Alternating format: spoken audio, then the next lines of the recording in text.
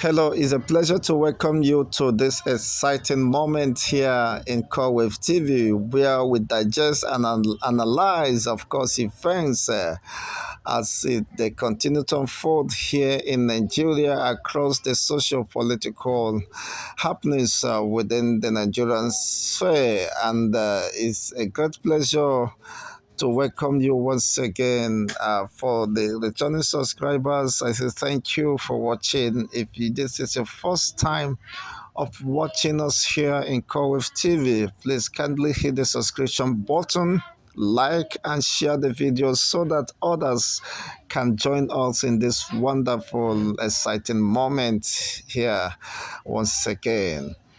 And what we had to discuss today is bordering on the, of course, presidential election tribunal that have commenced and was adjourned to resume hearings by the 17th of this month, being Wednesday.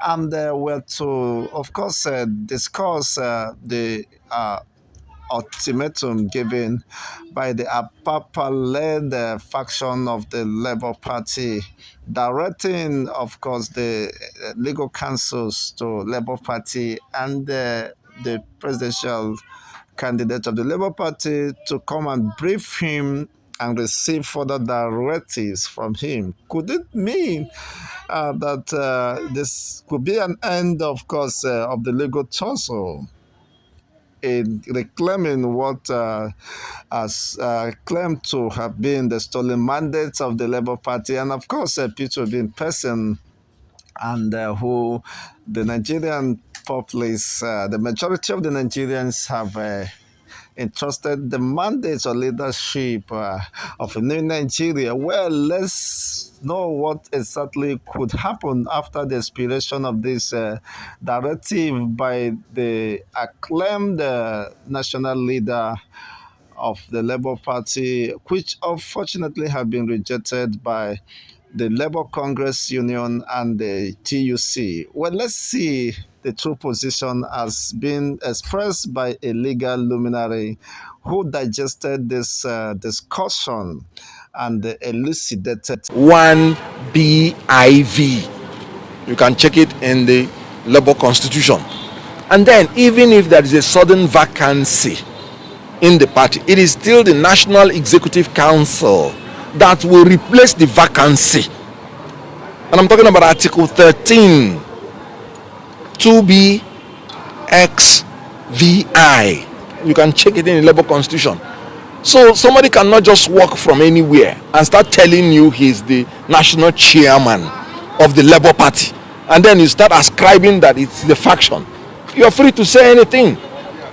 So please, we just have the legitimate party officers that are meeting in the National Party House. Now, these are the different leanings of Labour Party. You have the TUC, you have the NLC, then you have the National Working Committee, then you have the National Convention. Please, the people you call faction, which of this leaning is backing them up?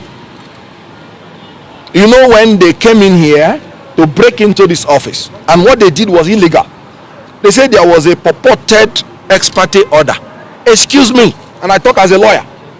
If a judge or a court gives an order, you as a human being do not have the right to enforce it. You cannot take the laws into your hands.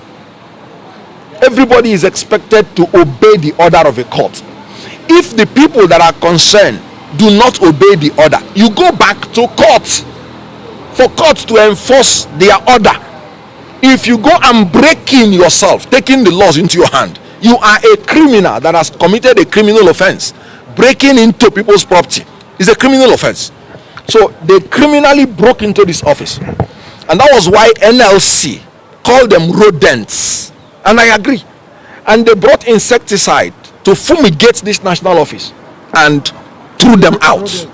Now, since they were thrown out, did you see them here? Because they know what they did was illegal. They used thugs, they used the people, their paymasters, because they are now a department of another ruling party that is sponsoring them. as they said in this press conference, all they are looking out for is money. That is why I call them politicians of convenience and politicians